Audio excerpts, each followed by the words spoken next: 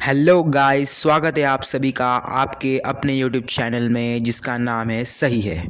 तो गाइस, आज हम डिस्कस करने वाले हैं एक इंटरेस्टिंग सा टॉपिक जिसका नाम है फ्रिक्शन। ये टॉपिक आपने पहले भी सुना होगा। ये बहुत इजी और मज़ेदार टॉपिक है अगर इसे अच्छे से समझा जाए तो। और आज यही टॉपिक जितने इजी वे से हो सके हम डिस्कस करेंगे। तो चलिए बिना देर करते हुए बढ़ते हैं हमारे टॉपिक के पास। Friction. What is friction? Friction is a force that resist the relative motion between two contacting surfaces. अगर सिंपल भाषा में कहा जाए तो एक ऐसा फोर्स जो बॉडी को मूव होने से रोकता है। जैसे आप डायग्राम में देख रहे होंगे, एक ब्लॉक और सरफेस का जूम इमेज दिखाया है, जिसमें जूम लेवल में कुछ आड़ा टेढ़ा स्ट्रक्चर दिखाई दे रहा है। उसी स्ट्रक्चर की वजह से फ्रिक्शन फोर्स बॉडी पे लगता है और बॉडी मोशन में आने से रोकता है।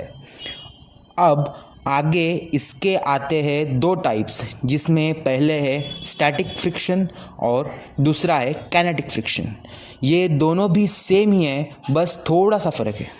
जैसे जब बॉडी मोशन में नहीं है, मतलब रेस्ट पोजीशन में है, और उस पर जब फोर्स लगेगा और तब जो फोर्स उसे मोशन में आने से रोकेगा, जो फ्रिक्शन फोर्स रोकेगा, वही स्टैटिक फ्रिक्शन होता है। जैसे यहाँ दिया है, it is a friction force experienced bye a body when it is at rest under the action of external forces. वैसे ही दूसरा भी है, जैसे जब बॉडी मूव कर रही है और तब जो फ्रिक्शनल फोर्स बॉडी पे लगेगा वो होगा kinetic friction. It is a friction experienced bye a body when it is moving under the action of external forces. तो बहुत ही इजी सा कंसेप्ट था, और इसका ही एक आगे और एक टाइप है काइनेटिक फ्रिक्शन का। पहला है स्लाइडिंग फ्रिक्शन और दूसरा है रोलिंग फ्रिक्शन। जैसे अगर बॉडी स्लाइड कर रही है और तब जो उस पर फ्रिक्शन फोर्स लगेगा वो होगा sliding friction. It is a friction experienced bye a body when it slides over other body और सरफेसेस। और सेम दूसरा भी है, अगर बॉडी रोल कर रही है और तब जो उस पर फ्रिक्शन फोर्स लगेगा वो होगा rolling friction.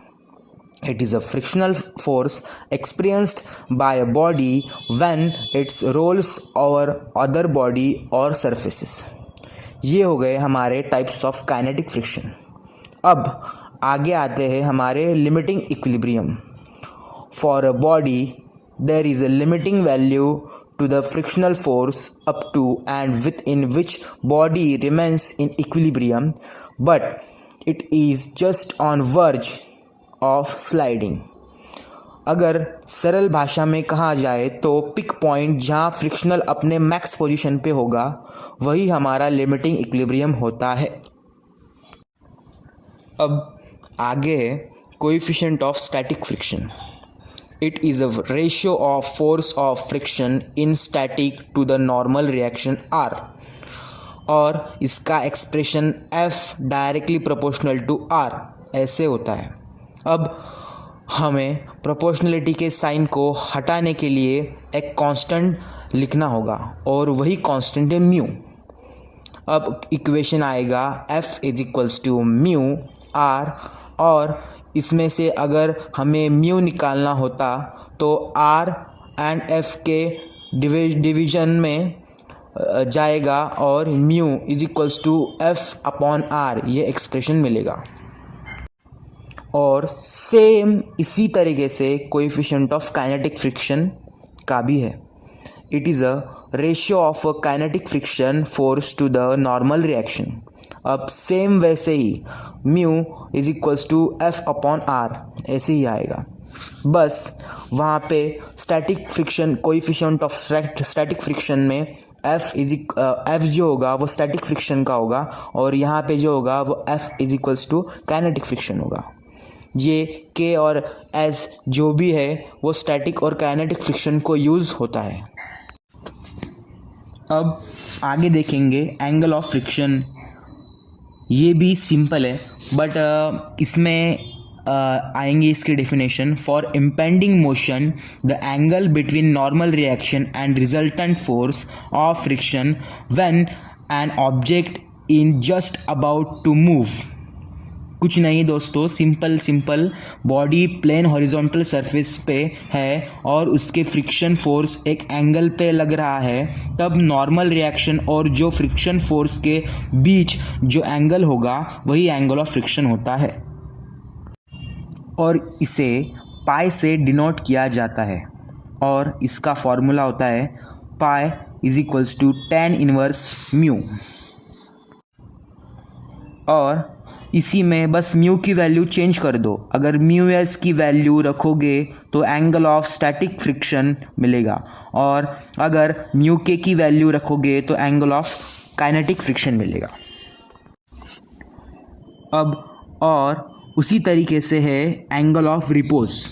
It is a defined as angle of inclined plane with horizontal at which body is just on verge of sliding. मतलब जब बॉडी इंक्लाइंड प्लेन में है तब जो फ्रिक्शन फोर्स लगेगा उसके और हॉरिजॉन्टल फोर्स के बीच का एंगल वही एंगल ऑफ रिपोज है and it is denoted by alpha. अब आगे आता है हमारे लॉज ऑफ स्टैटिक फ्रिक्शन और काइनेटिक फ्रिक्शन। तो फर्स्ट हम देखेंगे laws of static friction. First, the friction force is always acting in opposite direction to the applied force. अब ऑब्वियस सी बात है, अगर फ्रिक्शन फोर्स मोशन को रेजिस्ट करता है तो वो अप्लाइड फोर्स के अपोजिट ही एक्ट करेगा, बस वही। और सेकंड हमारा जो लॉ है वो है frictional force is directly proportional to the normal reaction. मतलब F is directly proportional to the R। वैसे ही हमारा तीसरा लॉ है the frictional force is equal to the net force acting in direction of tendency of motion. मतलब जो frictional force होगा equal होगा जो फोर्स बॉडी पे लग रहा है उसके। और फोर्थ लॉ है the frictional force depends upon the nature और roughness of surface but not on the area of contact. ये जो है नेचर मतलब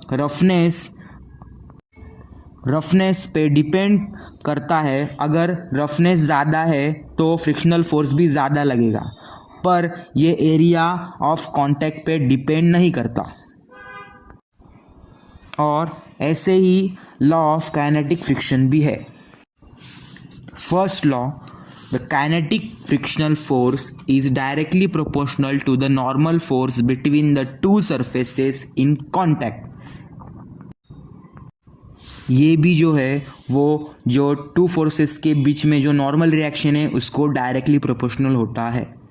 second, independent of the shape and area. Again ये शेप और मटेरियल पे डिपेंड नहीं करता, ये और एरिया पे भी डिपेंड नहीं करता। एरिया ऑफ कांटेक्ट जो है इस पे भी डिपेंड नहीं करता। It's only depend on the nature और मटेरियल। मतलब वही सरफेस रफनेस ज़्यादा तो फ्रिक्शनल फोर्स ज़्यादा, उस पर ही डिपेंड करता है। Fourth law, the magnitude of kinetic friction is independent of the relative velocity between the surfaces.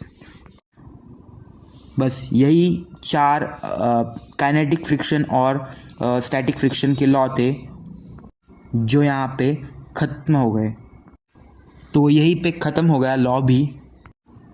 और हाँ, अगर आपको यहाँ तक समझ आया, आई होप सबको समझ ही आया होगा, तो please like share and subscribe कर देना। और मिलते हैं नेक्स्ट वीडियो में ऐसे ही इंटरेस्टिंग वीडियो के साथ। तब तक के लिए बाय बाय।